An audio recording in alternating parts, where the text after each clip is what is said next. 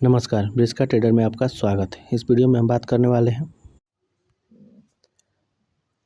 केतन पारेख से जुड़े घोटाले का कैसे हुआ पर्दाफाश।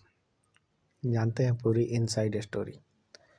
भारतीय शेयर बाजार नियामक सेबी ने केतन पारेख सहित 3 लोगों को प्रतिभूति बाजार से प्रतिबंधित कर दिया है। इन पर आरोप है कि इन्होंने फ्रंट रनिंग में शामिल होकर 65.77 करोड़ रुपए का अवैध मुनाफा किया है। सेबी ने पारेख समेत 22 इकाइयों की ओर से अर्जित अवैध लाभ को जब्त करने का निर्देश दिया है। मार्केट रेगुलेटर सेबी ने बीते रोज केतन पारेख सहित 3 लोगों को शेयर बाजार से बैन कर दिया है। इन लोगों पर फ्रंट रनिंग घोटालों का आरोप है। इसमें शामिल होकर इन्होंने 65.77 करोड़ रुपए का अवैध मुनाफा कमाया है। सेबी ने केतन पारेख को पकड़ने के लिए बहुत ही चालाकी से काम करते हुए नए तरीकों का इस्तेमाल किया।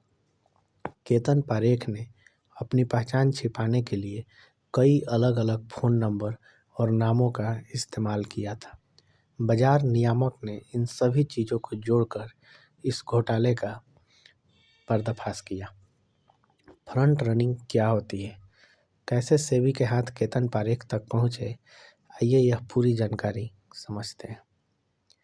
फ्रंट रनिंग एक तरह की धोखाधड़ी है जो शेयर बाजार में होती है। इसमें एक ब्रोकर या व्यापारी अपने ग्राहकों के आने वाले आदेशों के बारे में पहले से जान लेता है और उन आदेशों के आधार पर खुद पहले से शेयर खरीद या बेच लेता है। इसका मतलब है कि वह अपने ग्राहकों की जानकारी का गलत इस्तेमाल करके खुद फायदा उठाता है। मान लीजिए कि एक बड़ा निवेशक किसी कंपनी के बहुत सारे शेयर खरीदने वाला है। अगर ब्रोकर को इस बात की पहले से जानकारी मिल जाती है तो वह खुद इस कंपनी के शेयर पहले से खरीद लेगा और जब निवेशक शेयर खरीदेगा तो उस शेयर की कीमत बढ़ जाएगी और ब्रोकर वो पहले से खरीदे गए शेयरों पर अच्छा मुनाफा बना लेगा। फ्रंट रनिंग पूरी तरह गैरकानूनी है। केतन पारेख फ्रंट रनिंग घोटाले में शामिल था। वह अपनी पहचान छुपाने के लिए बार बार अपना फ़ोन नंबर बदलता था। सेबी ने पारेख और उसके इस्तेमाल किए गए कई फ़ोन नंबरों के बीच संबंध स्थापित किया। सेबी के पूर्णकालिक सदस्य कमलेश वार्ष्णेय ने गुरुवार को एक अंतरिम आदेश जारी किया। यह आदेश जेम्स बॉन्ड की किसी फिल्मी स्टोरी जैसी है। इसमें बताया गया कि सेबी ने कैसे पारेख के अलग अलग नंबरों से कनेक्शन का पता लगाया। पारेख इन नंबरों का इस्तेमाल फ्रंट रनिंग करने वाली संस्थाओं को ट्रेडिंग निर्देश देने के लिए कर रहा था। सेबी ने खोज और जब्ती अभियान के दौरान विभिन्न संस्थाओं के बयानों से इन नंबरों को जुटाया, लेकिन ये नंबर अलग अलग नामों से सेव थे, जैसे जैक, जॉन, भाई और वेलविसर। यह साबित करने के लिए कि यह सभी नंबर पारेख से जुड़े हैं, सेबी ने कुछ अनोखे तरीके अपनाए। सबसे पहले IMEI नंबरों से जुड़े फ़ोन नंबरों को ट्रैक करके लिंक स्थापित किया गया। IMEI का मतलब है इंटरनेशनल मोबाइल इक्विपमेंट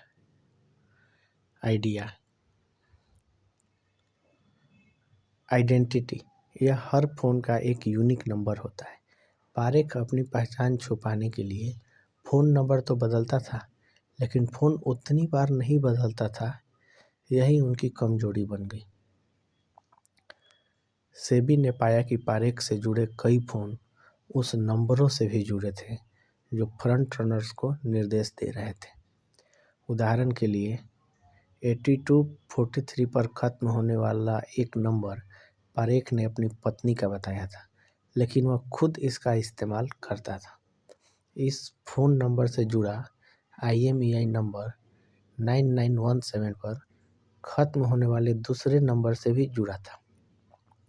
पारेख ने सेबी को दिए अपने बयान में 2996 पर खत्म होने वाले एक और नंबर को अपना बताया था। उसके सहयोगी रोहित सलंगवाकर ने भी पुष्टि की कि यह नंबर पारेख का है। इस फोन नंबर से जुड़ा IMEI नंबर 1068 पर खत्म होने वाले दूसरे फोन नंबर से भी जुड़ा था। सेबी ने फिर कॉल डिटेल रिकॉर्ड की जांच की। उसने रात 9 बजे से सुबह 6 बजे के बीच विभिन्न नंबरों की लोकेशन का पता लगाया। इस जांच से पता चला कि ज़्यादातर समय सभी मोबाइल नंबर केतन पारेख के घर के पते पर थे। यह पता मुंबई के मरीन लाइंस में मरीन ड्राइव पर स्थित जवेर महल 19B है। सेबी ने होटल और एयरलाइंस जैसी तीसरी पार्टियों से भी जानकारी ली। नंबरों की लोकेशन की तुलना पारेख की ट्रैवल हिस्ट्री से की और मोबाइल नंबरों के विश्लेषण से पता चला कि ये नंबर अलग अलग समय पर अलग अलग होटलों में एक साथ थे। सेबी के अधिकारियों ने फिर होटल के अधिकारियों से पूछताछ की कि क्या पारेख इन दिनों वहां रुका था और इसकी पुष्टि की। एक व्हाट्सएप चैट में फ्रंट रनर संस्थाओं में से एक संजय तपरिया ने एक दूसरे को, जिसका नाम जैक लेटेस्ट था, जन्मदिन की बधाई दी थी। यह मैसेज 15 फरवरी 2023 को भेजा गया था। जैक लेटेस्ट ने तपरिया को धन्यवाद दिया। सेबी ने गौर किया कि केतन पारेख की जन्म तिथि, जैसा कि उसके पैन कार्ड पर है, वह भी 15 फरवरी 1962 है। यानी जैक लेटेस्ट कोई और नहीं बल्कि केतन पारेख ही है और मोबाइल नंबर का इस्तेमाल केतन पारेख ही करता है। अब केतन पारेख की बात कर ले तो केतन पारेख भारतीय शेयर बाजार का एक विवादास्पद नाम रहा है। किसी जमाने में उसे शेयर बाजार की दुनिया का बेताज बादशाह माना जाता था। 1990 के दशक के अंत और 2000 के दशक की शुरुआत में भारतीय शेयर बाजार में उसने काफ़ी हलचल मचाई थी। उसे भारतीय शेयर बाजार में हुए बड़े घोटालों से जोड़ा जाता है। केतन पारेख एक चार्टर्ड अकाउंटेंट था। केतन ने अपने करियर की शुरुआत अपने पिता की स्टॉक ब्रोकरिंग फर्म से की थी।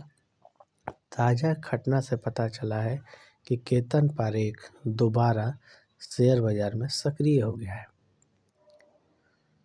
रेगुलेटर ने केतन पारेख, रोहित सालंगवाकर और अशोक कुमार पोदार को सेबी के साथ रजिस्टर्ड किसी भी मदद से प्रत्यक्ष या अप्रत्यक्ष तौर पर तत्काल प्रभाव से जोड़ने से रोक दिया है। सेबी ने केतन पारेख, सालंगावकर और पोदार समेत 22 इकाइयों को कारण बताओ नोटिस जारी कर पूछा है कि क्यों न धन वापसी, रोक और जुर्माना लगाने सहित उचित निर्देश पारित किए जाए। रेगुलेटर ने कहा कि इन इकाइयों को इस आदेश की प्राप्ति की तारीख से 21 दिन के भीतर सेबी के समक्ष अपने जवाब दाखिल करने हैं।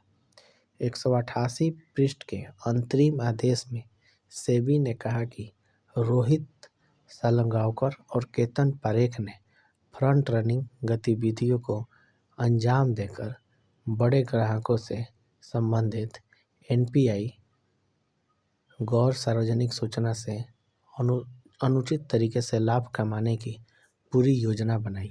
सेबी ने जिक्र किया कि पोदार ने फ्रंट रनिंग गतिविधियों में एक सूत्रधार होने की बात स्वीकार की है। जैसा कि आप सभी जानते हैं दोस्तों, किसी भी कंपनी में निवेश को लेकर हमारी कोई निजी राय नहीं रहती है और यह चैनल किसी सेबी रजिस्टर्ड पर्सन के द्वारा संचालित नहीं होता है। अतः किसी भी कंपनी में निवेश से पहले आप अपने वित्तीय सलाहकार की राय अवश्य लें। साथ ही चैनल को लाइक और सब्सक्राइब जरूर करें। धन्यवाद।